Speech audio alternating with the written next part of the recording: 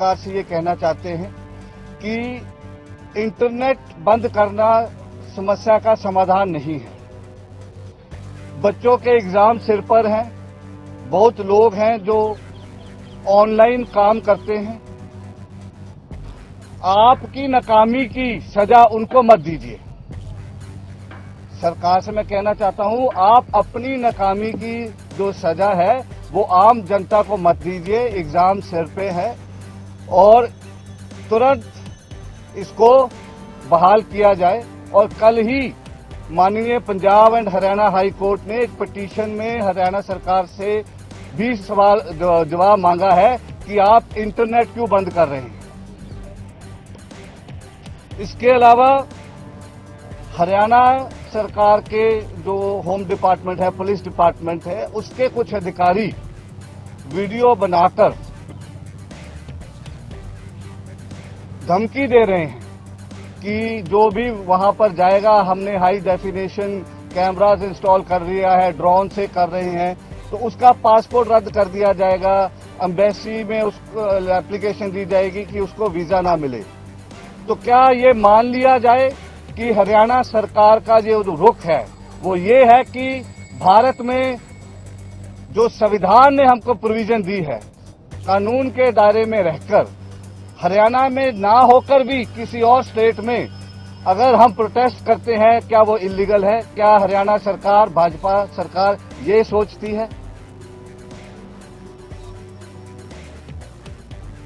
मेरे को याद है कि जब भाजपा सत्ता में नहीं थी, 2014 से पहले ऐसा ही एक किसान आंदोलन दिल्ली में हुआ था, दिल्ली की चौराहों में बीकेयू टिकैत की तरफ से। तो वहां पर राजनाथ सिंह मंच पर आए थे। तो आप विपक्ष में रहें, आपका स्टैंड कुछ और हो, आप पक्ष में रहें तो आपका स्टैंड कुछ हो। ये दोहरी जो नापदंड है ये कतई भी भारत के नागरिकों को बर्दाश्त नहीं है।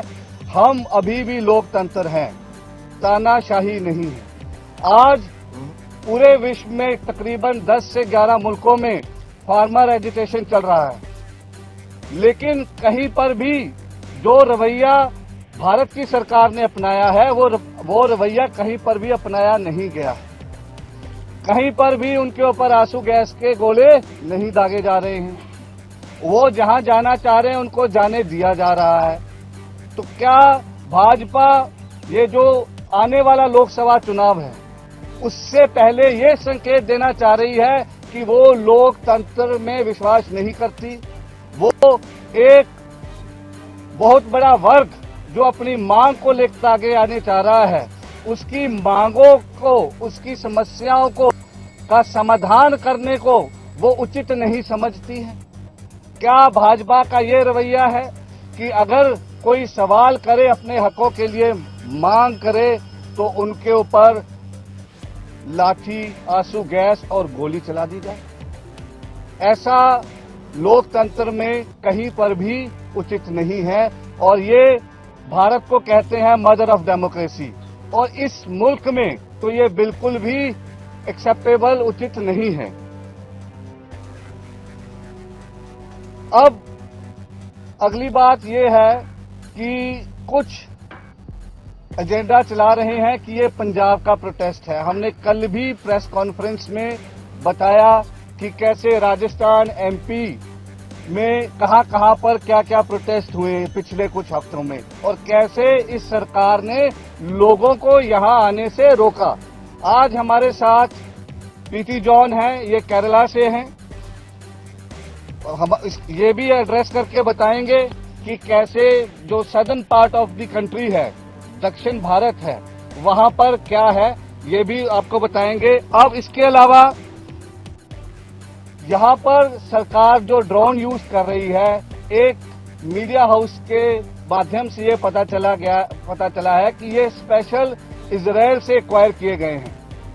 तो मैं भाजपा और भारत सरकार से ये बेनती करना चाहता हूं कि हमारे ऊपर आंसू गैस के गोले ड्रोनों से मत चलाएं। इन ड्रोनों को लेकर जो क्राइम हो रहा है, जो ड्रग्स हो रहा है, जो माफिया हो रहा है, वो उस पर प्रयोग करे, उससे देश को फायदा होगा कि आपका भी नुकसान नहीं होगा, हमारा भी नहीं होगा, देश का फायदा होगा। हरियाणा पुलिस जो पुलिसिंग का अदारा है वो अपने काम करने में तो इतनी समर्थ नहीं दिखाई दे रही है, लेकिन पंजाब में घुसकर बेकसूर लोगों के ऊपर हमला करने और गोली चलाने में अपने आप को समर्थ मान रही है। हम इसका खंडन कर रहे हैं। इसके अलावा जो हमने आपसे बोला था कि 29 को फैसला आएगा, क्योंकि मैं पहले कह चुका हूं कि शुभकरण के जो उसका पोस्टमार्टम हो गया, FIR हो गई और कल उसका अंतिम संस्कार हो गया। तमाम लीडर्स कल देर रात तक वहीं पर थे और ये जो भी हमने इस पे डिक्लेरेशन करनी है, जो भी अपनी पोजीशन बतानी है, वो शाम की पीसी में बताई जाएगी। हाँ जी सुखजीत जी।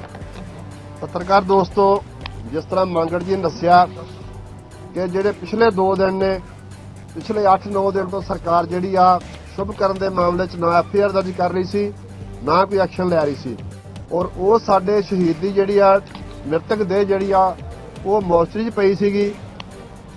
ਸਾਡੇ ਦੋਨਾਂ ਫੋਰਮਾਂ ਨੇ ਦਬਾਅ ਕਰਕੇ ਜਿਹੜੀ ਉਹ FIR ਵੀ ਦਰਜ ਹੋਈ ਔਰ ਉਹਦਾ ਪੋਸਟਮਾਰਟਮ ਹੋਇਆ ਔਰ ਕੱਲ ਜਿਹੜਾ ਵਾ ਸਾਡੀ ਸਾਰੀ ਜਿਹੜੀ ਲੀਡਰਸ਼ਿਪ ਸੀਗੀ ਉਹਦੇ